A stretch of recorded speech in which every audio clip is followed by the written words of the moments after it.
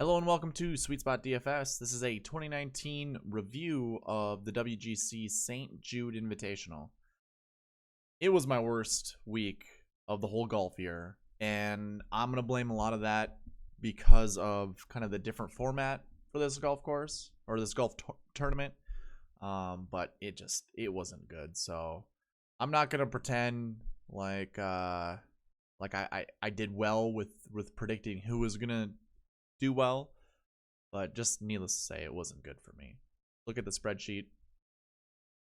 I have the recent form page up right now. This is where I track the optimal lineup, as well as whatever the biggest GPP that I'm in, whatever the winning lineup was for that, because typically those have the best results, at least the best scores. With that many entries, obviously that's going to happen. So here we have, in the light blue, that would be the GPP winning lineup. I just want to make sure you guys see this because I know I do a pretty poor job at times of showing you what all of this information is here. But here you go. The $1 GPP winning lineup was 607.5 points. The optimal lineup had 628 points. So the $1 GPP was really close to the optimal lineup. They really only got one person wrong, and we'll get into that. I also want to talk about, I have this little piece of information. This is how I track like recent form and course history, and I think I'm going to start doing that with like the last year buckets and the last week buckets, just to show you how many are in each of those buckets. And then when we finish through, when we finish, we can come back and look at this to see how many golfers actually finished inside, top 5 or top 10. We'll see. I'm thinking about it. Probably going to do it. And if you guys think that's a good idea, let me know in the comment section. So here we go. The little black tick marks here show the optimal lineup. And as you can tell, that the $1 GPP had everybody except for they chose to play Matt Wolff, which I don't blame them, over Bubba Watson.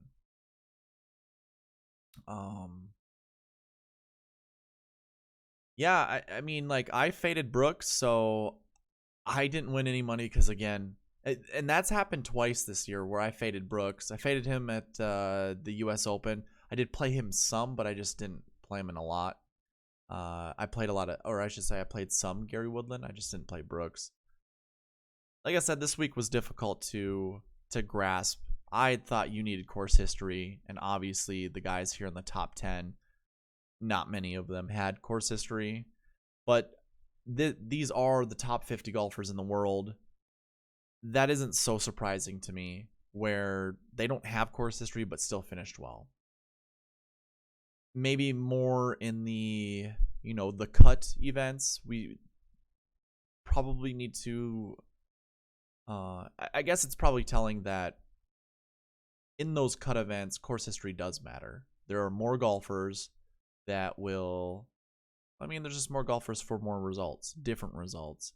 And you're not going to have all of the top 50 golfers. You might have 4 of the top 50 golfers. So of the quote-unquote ordinary golfers, that's probably why we want to look at course history.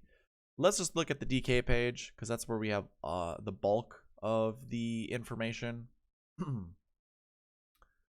First and foremost, the last year bucket 1 obviously dominated, and that had a lot to do also with looking at the years past. Although the years past it was a WGC event, it showed that the ones were a higher consistency of finishing inside the top 10. And I guess if we go to the notes page, we can see that.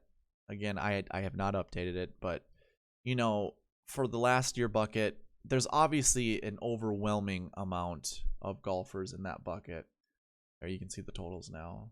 And even when you go down to the last week, the ones played a huge factor.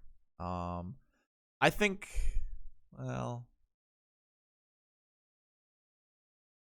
yeah, don't mind me. The last year bucket for top 10 still had a pretty overwhelming amount of golfers there as opposed to any of the other buckets. 2 would be the next one.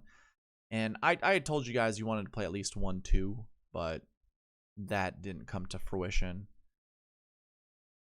And then the last week bucket, of course, this is going to change. It's a WGC event. It follows a major. We haven't really had anything like that to go back and look at, to analyze and see how it's done. So obviously the last week bucket here, it's a little different, but everybody played last week. I think we only had 7 golfers who did not have last week stats. Yeah, I think like 7 to 9, somewhere in there. Obviously, the last week bucket 1 wasn't going to be, a consistent staple here in the last week bucket. But I put it down. I told you guys, don't worry about it. Don't look at it because of the same reasons I just said. But it is interesting to see the last year bucket definitely dominated. We wanted to play at least 3, and you could have done 5, obviously. The 2s, like I said, oh yeah, you can see that. Dustin Johnson led the 2s. I like Dustin because of that. I played a lot of Dustin. With his price tag and him being 20th place or finishing with 20 or at 20, not very good, but he did score okay. He scored pretty decent because he had all 4 rounds under 70. Yeah, I mean, I think he scored 86 points, 84 points. Can't remember. Something like that. So he almost scored as much as Ian Poulter. He may have scored the same amount as Ian Poulter, and Ian Poulter was in the optimal lineup. Obviously, $4,000 cheaper, but he was in the optimal lineup. I played a lot of Matthew Wolff, but it seems like a lot of other people did, and the $1 winning lineup also had Matthew Wolff. I also really liked Adam Long, just for his price tag. It was either between him or Max Homa, and Max Homa had he had a fun week on Twitter, really digging into all you DFS golfers who tweeted at him or messaged him or whatever, telling him how much he's ruining your DFS lineups. Come on, get a life, guys. These pro golfers, what's gonna come from that? Do you think magically they're gonna go, oh, you're right, let me go do better just for you? Most of these guys are gonna get sick and tired of hearing about it from people they don't care about. So I mean, they care about their fans, but when it's hate about gambling, it's not a classy move. I really like Tony Finau, $8,400. I mean, obviously the result wasn't good, and unfortunately, I didn't watch a lot of golf this weekend. I watched very little. There were some events going on that I was more interested in participating in. There wasn't really anyone down here that I was like super in on. Bryson was one of those that I kind of wanted to play a lot of. And then Keegan and Max here down at the bottom. They were golfers I wanted to play, and because of their price tag, I mean, I played a lot of, but it was between Max and Adam Long. Those were my, sub 7, sub 6,500 golfers that I really put in a lot of lineups so I could, have a little bit more flexibility with grabbing some of the higher priced guys. But I didn't play any Brooks. I think maybe one lineup. I didn't play a lot of lineups, but let's say if I split half of them, all the Dustin ones that I had, if I split that in half and put Brooks in, I probably would have made a decent amount of money. Yeah, Webb and Mark, I wouldn't have known. Okay, that's more of my subjective, analysis. Let's look at starting hole, tee time, see if we had anyone that paired up. Obviously, you had Brooks and Rory. That like I said, like that was one of the best lineups, and I can't remember exactly who they played with.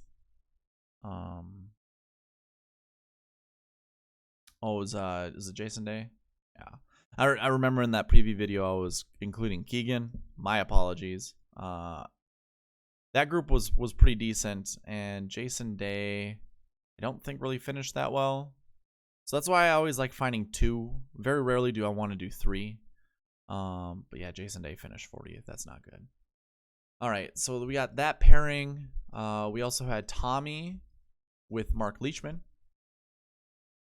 Let's see, do we have anything else up here? Doesn't look that way. Just trying to do a quick a quick scan. I don't see anything. If you guys see something, you can chime in on the comment section. But so you got 2 groups that had decent golfers. Now, obviously, pairing Rory with Brooks, that'd be pretty difficult. I don't think you can find anyone cheap enough. I think no, you wouldn't have been able to. What would you have been able to do? So that would be like $5,200. Yeah, there's no one $5,200. So, odds and points per game. I mean, that's pretty significant there. Value, you know, it's WGC, so it's gonna be a little different. I mean, it's gonna be a little easier. I'm gonna hide these columns here because I don't really think that they matter that much. Okay, so when we look at course history, like I said before, you know, of the top 10, you didn't really see like 4 golfers had course history. Recent form average, just looking at the last 7 weeks, looking at all the golf tournaments they played in, and just putting an average finishing position. Pretty decent. You know, that's probably more in the positive. Obviously, Ian didn't have a very good recent form, and he was part of the optimal lineup. Same with Bubba. That's why I don't really go so much by recent form. I like looking at last year, last week. Last year, I mean, there weren't much here. I'm sorry. Let me throw that in here. So when it came to last year, we had how many golfers? 16. Okay, so of 16 golfers, 2 finished inside the top 10 that played last year. So really, the not playing the year before was a pretty big. Well, it was a very common, I guess, denominator for golfers inside the top 10. Last week, it was kind of a variation. You know, a lot of people in the top 20, one person in that 20 to 40 range, and then you got a couple missed cuts. I know that was one of the big wonders. What of all the golfers that played in the Open, which ones would benefit, you know, from missing the cut? Well, you got 4 golfers who missed the cut out of 10. It's a pretty good ratio of missed cuts coming over and playing well at this tournament. So maybe there's a little something to that. I think what you're going to find more so than not is the Bermuda finishes. Matthew Fitzpatrick was really the only outlier that didn't have a very good Bermuda track record. Ian Poulter would have been a close second. And again, those 2 were part of the optimal lineup. So it had been difficult to get on them unless you're just like, or unless you're cascading and Matthew Fitzpatrick and Ian Poulter just ended up on your lineup somehow. But the overall Bermuda scores pretty solid. Again, Matthew Fitzpatrick, really the only golfer that didn't have very good Bermuda stats. So if we went overall Bermuda, Fleetwood had the best. You know, he didn't have that many events, but he finished 4th. Dustin finished 20th. But, like, you have a lot of golfers up here in the light green. You know, that's top 20. Couple of these golfers finished, you know, well, obviously 5 golfers finished worse, or 4 golfers finished worse than 27th place. But let's just say 5 golfers finished worse than 20th place. That's out of 16. So it's a pretty good ratio. If you were to go just by Bermuda stats, chances are you would have found yourself on some of these golfers. I mean, like Tommy had the best. So if you're like, I want Tommy and I want to pair him with Brooks, like you want Brooks to be your top guy, it would have only landed you on, you know, some of these golfers that had decent pricing. You know, Mark Leishman, Ian Poulter, they're the cheapest. So I think if you did do it that way, that would have been one way to find those 4 golfers that you would have paired up with the other 2 that finished inside the top 10 that were part of the optimal lineup. You know, top 10 Bermuda finishes. I want to get rid of that. So there you go. Again, you got Tommy, Rory, John Rahm, Justin Rose, Webb Simpson.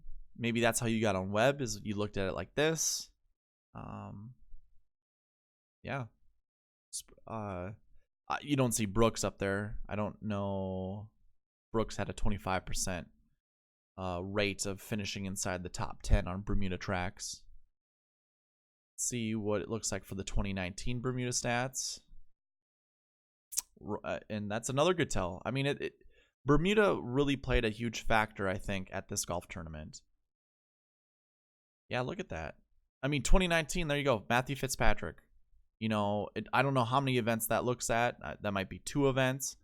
But Matt Fitzpatrick, not too bad. And he has a second place. So I added a column here, this best finish. Oh, you can't see it. I'm sorry, guys. I do this to you guys every week, and I don't even realize it. There we go. So here you go. I sorted by the 2019 Bermuda stats.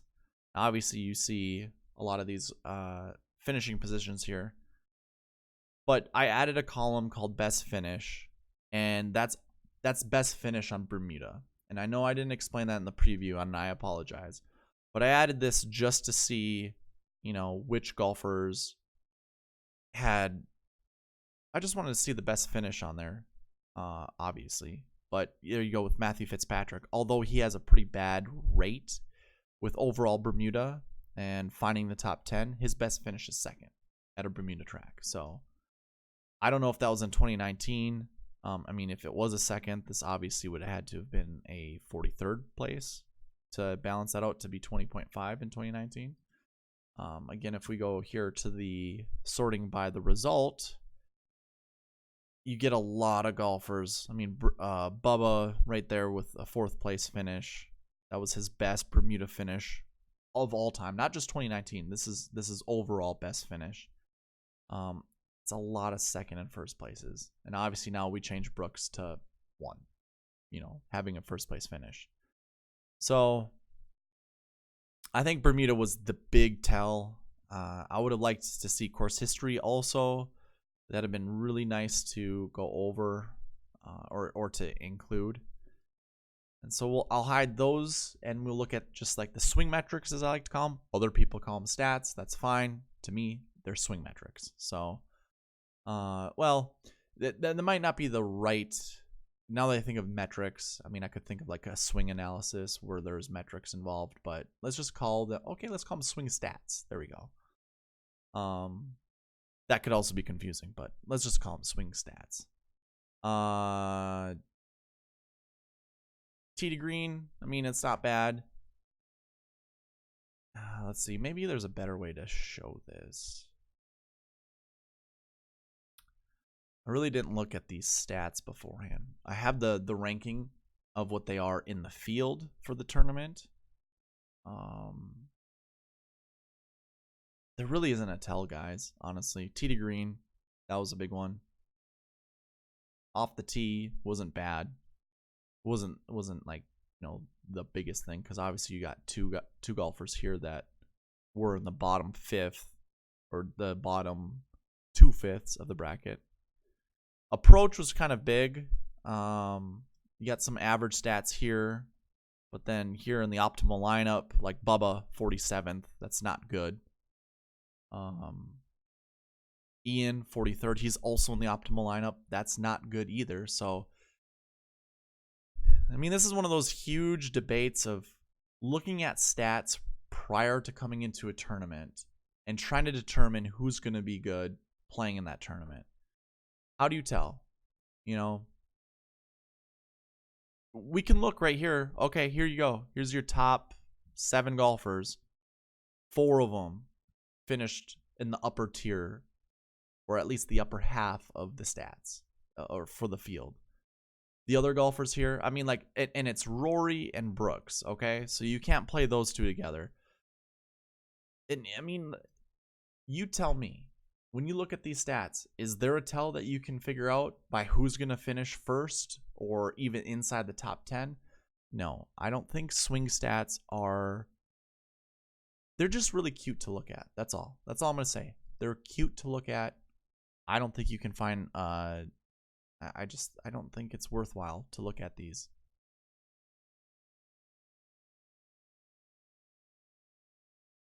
And honestly, like your tee to green stats, that pretty much encompasses all of the stats together. These show this stat just tells you who's a good golfer and who's not. Like overall, most of the time, if your golfers are golfing, finishing top 10 a lot, these stats are going to be good. That's why Rory's up there. Rory has a bunch of top 10 finishes. That's why Brooks is up there. He's got a couple wins this year. Obviously, he won this one.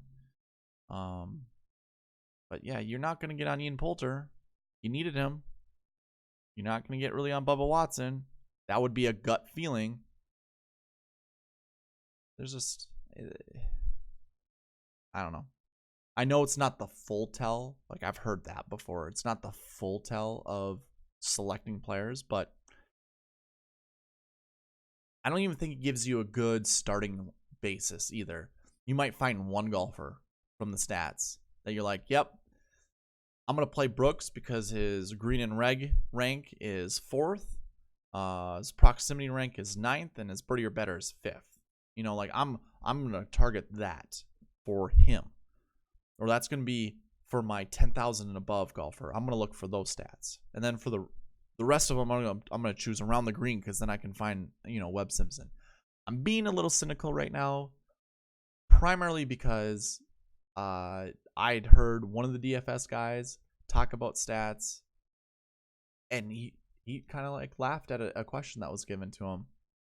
It's like, man, in what reality do swing stats tell the whole story? Not even, and I know that's not what anyone is ever saying, but why even look at them? You are going to confuse yourself. You're gonna choose the wrong thing. Really, honestly, course history, recent form, and whatever grass that they're playing on is going to be your best tell. Those swing stats, not. I don't think so. I'll still include them in my videos, and I'll still go over them. But I'm not buying it. I think it's dumb. Can't wait to hear other people's analysis going forward about swing stats. I'm over it. Anyways, that's my rant for that, and I don't have anything else to add. It was a new format for this tournament. Less people. Really, no one had course history. I mean, it was a limited amount of golfers who had course history compared to other years. So, it was kind of just a test run just to see what it was like. Now we have some information, some data to go to for next year, and we'll be better equipped, better prepared. But I'm going to leave it at that, guys. Thank you for watching. If you liked the video, please leave a like. Comment on it if you don't agree with me, or if you do agree with me, I want to hear. And if you haven't subscribed, please subscribe. Have a good one.